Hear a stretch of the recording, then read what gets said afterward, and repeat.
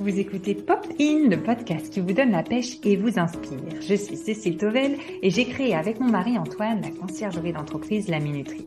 Dans cette saison 2, j'interviewe des couples qui travaillent ensemble ou des experts pour étudier une question sur le couple. Vous aimez les histoires de couple, vous travaillez en couple ou bien vous vous demandez si c'est fait pour vous deux, ce podcast est créé pour vous. Aujourd'hui, nous abordons ensemble la communication dans le couple avec Caroline von Bibico qui vit en Belgique. Caroline est communicologue, formatrice, animatrice et accompagnante. La communication et la qualité de la relation sont toujours au cœur de son attention et de ses propositions. Experte de la communication dans la relation de couple, elle accompagne les individus et les couples dans le développement de leurs compétences et intelligences communicationnelles, relationnelles et amoureuses. Elle est l'auteure des cartes Connecto aux éditions du Souffle d'Or, du livre Rituel de femme pour s'initier à la communication amoureuse aux éditions Le Courrier du Livre, Tédraniel, et du programme d'accompagnement en ligne Communiquer pour mieux s'aimer. Pendant 25 ans, elle a pratiqué l'art de l'improvisation théâtrale avec la Ligue d'improvisation belge professionnelle. C'est dans le désert qu'elle trouve son espace d'inspiration et de ressourcement. Elle y propose régulièrement des marches et des voyages de reconnexion à soi, à l'autre et à l'essentiel. C'est parti pour un nouvel épisode. Bonne écoute! Bonjour Caroline et bienvenue sur le podcast Pop In. Je voudrais te poser comme première question, qu'est-ce qui te donne la pêche dès le matin? C'est une belle question déjà parce que je trouve que commencer sa journée en se demandant qu'est-ce qui me donne la pêche, c'est s'assurer d'avoir une journée qui va dans cette direction-là. Et moi, j'aime beaucoup voir la lumière le matin, donc j'ai beaucoup de mal à me lever quand il fait noir. Et quand je vois la lumière et que je vois un morceau de ciel, un morceau d'arbre, je sens mon énergie qui monte. Et la deuxième chose qui me met vraiment la pêche le matin, c'est de me réveiller dans les bras de mon homme et de commencer la journée par un temps de câlin, un temps de contact, un temps de regard, un sourire. Et voilà, ça me charge pour la journée. Tu es bien raccord avec le thème Ah d'aujourd'hui, oui. puisque justement nous abordons ensemble la communication dans le couple. Selon toi, qu'est-ce qu'une bonne communication dans le couple? Alors, je vais essayer de résumer. Je dirais la première phrase qui me vient, c'est préférer toujours être en lien que d'avoir raison. Je pense qu'une bonne communication, c'est une communication qui va en faveur du lien, en faveur de la curiosité de ce qui se passe dans le monde de l'autre et pas dans un jeu de bras de fer où on va s'écraser, discuter, savoir qui va avoir le premier mot, qui va avoir le dernier. Et une bonne communication dans le couple, ce serait aussi enfin, je vois les couples qui communiquent bien et qui fonctionnent bien sont des couples qui parlent beaucoup de leur relation, c'est-à-dire qu'ils aiment explorer la manière qu'ils ont d'être en relation, ce qui leur fait du bien, ce qui est difficile. Voilà, une bonne communication, je dirais, c'est une communication qui ne parle pas que des autres, qui ne parle pas que de logistique, mais qui parle vraiment de ce qui se passe entre les personnes. C'est très intéressant. Merci pour cette belle définition. Est-ce que tu pourrais nous dire quels sont les points principaux d'attention pour bien communiquer avec son ou sa partenaire? Hmm. Mais déjà, le premier point, je l'ai entendu dans d'autres épisodes de ton podcast, c'est se donner du temps et ça reste quand même vraiment super difficile de se mettre. Donc moi, j'aime bien dire, je peux pas, j'ai couple, quoi, et qu'on apprenne à mettre dans notre agenda des moments où on va dire c'est un moment pour le couple. S'il y a des choses à réguler, ça va être le moment de réguler. S'il y a rien à réguler, ben, ça va être le moment de se faire du bien. Et je dirais qu'un point d'attention, c'est de veiller à l'équilibre qui est plus d'appréciation et de choses positives que de critiques ou de difficultés. Et on dit que pour avaler une critique ou une difficulté ou un reproche ou quelque chose qui n'est pas fluide, il faut au moins 5 appréciations et 5 moments parce qu'on sait qu'une marque, un reproche va faire plus d'effet, va avoir plus d'impact que l'expression d'une gratitude. Et donc, c'est vraiment un point d'attention, je pense là-dessus.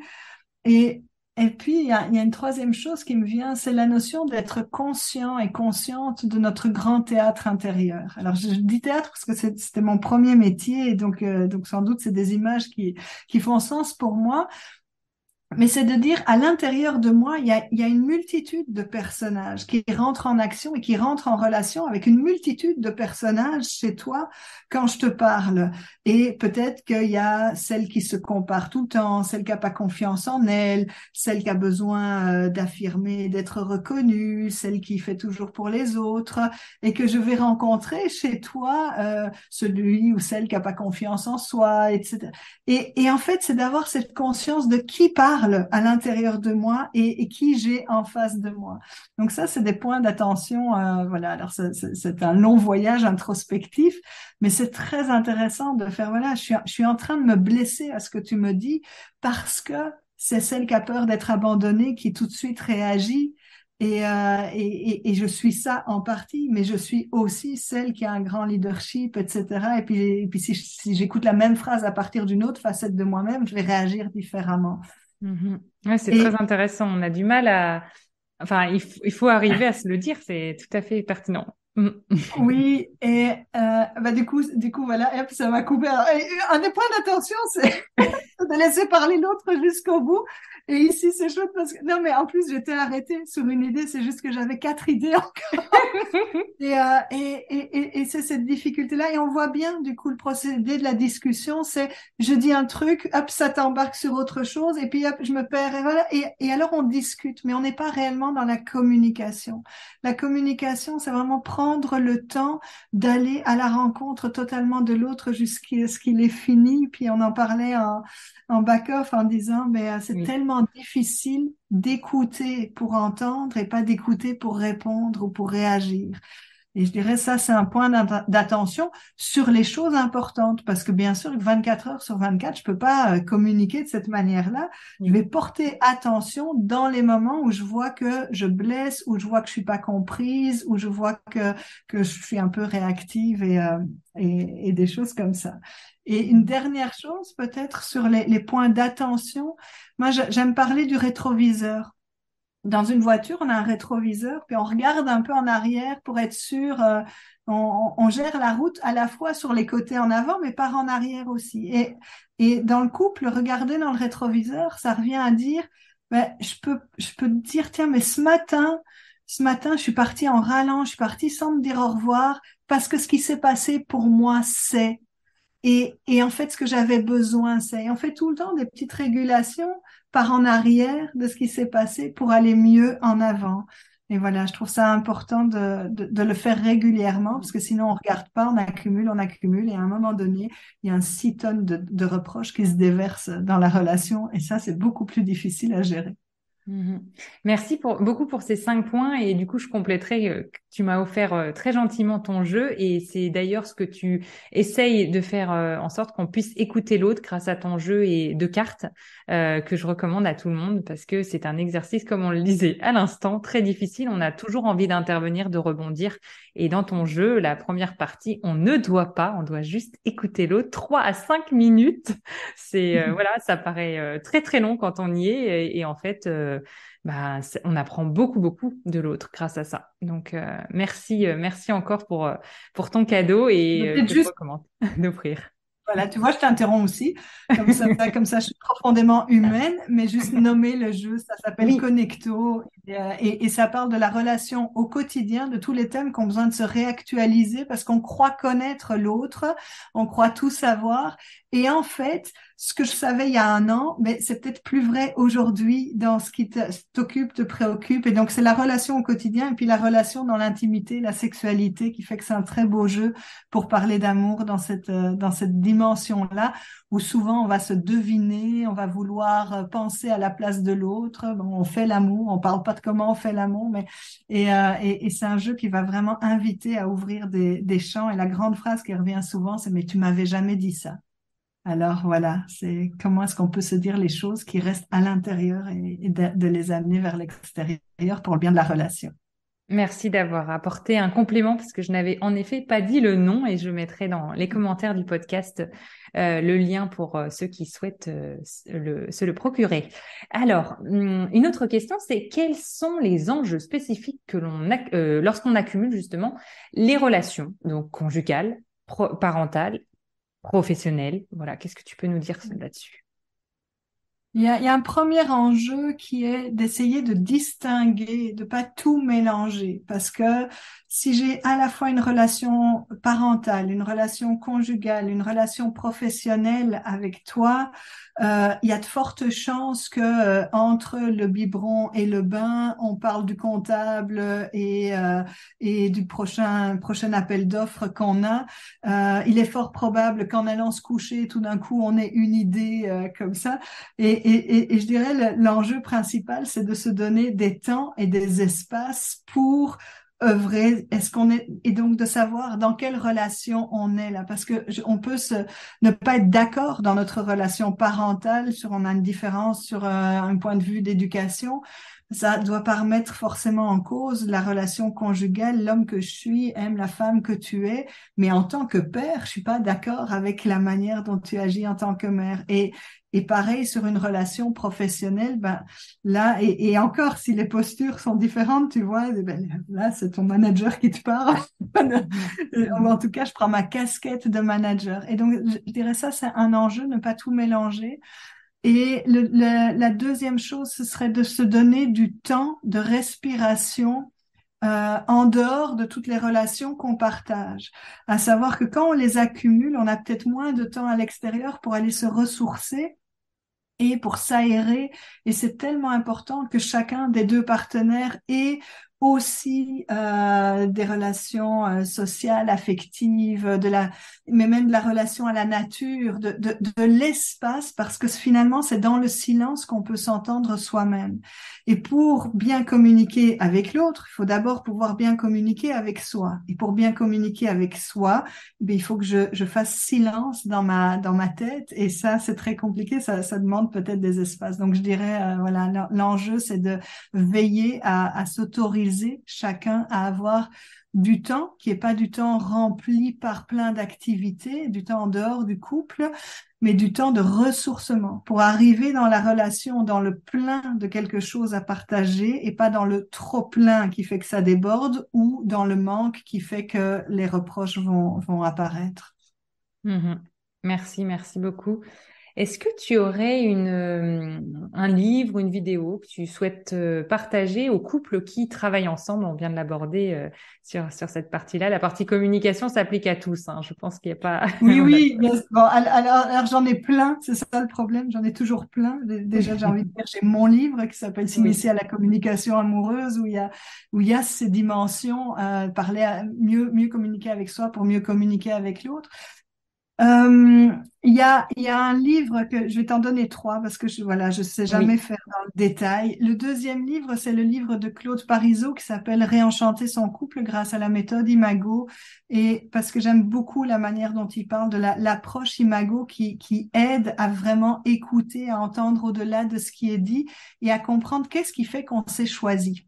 Et qu'est-ce qui fait qu'on s'est choisi pour travailler ensemble? Parce que si, dans ce, voilà et de comment on peut voir grâce dans ce livre et grâce à cette approche que la personne que je choisis pour faire couple, elle est idéale au début et puis elle est idéale après pour me faire bosser et me faire grandir. Parce que souvent, ce que j'ai aimé chez cette personne, c'est aussi ce qui va m'exaspérer quelques années plus tard et qui va Oui. venir appuyer sur mes boutons réactifs.